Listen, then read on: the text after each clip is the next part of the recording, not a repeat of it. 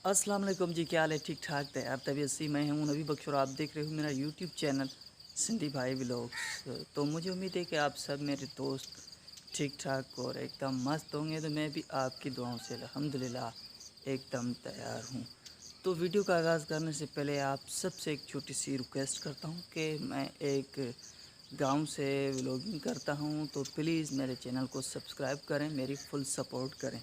दोस्तों, आज मैं आपके साथ एक ऐसी दिलचस्प बात कहना चाहता हूं, जिस बात को अब इस टाइम जो है पूरी सिंध जानती है।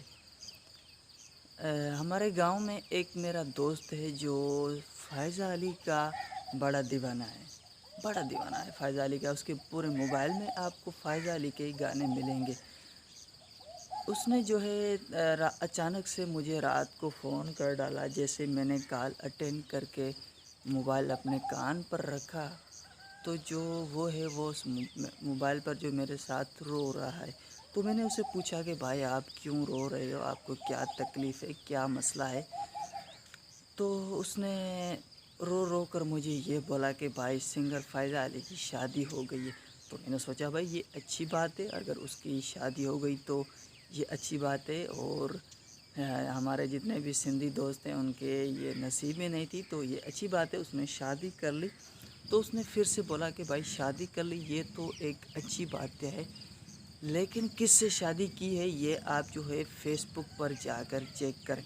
तो मैंने जैसे उसकी कॉल कट करके गया फ़ेसबुक पर, और फ़ेसबुक पर जो है मैंने जाकर देखा, तो मुझे भी थोड़ा सा अफ़सोस और दिल मेरी भी जो है घबराहट हो गया, और मुझे भी ये अच्छा नहीं लगा। अगर मुझे ये अच्छा और गलत क्यों लगा?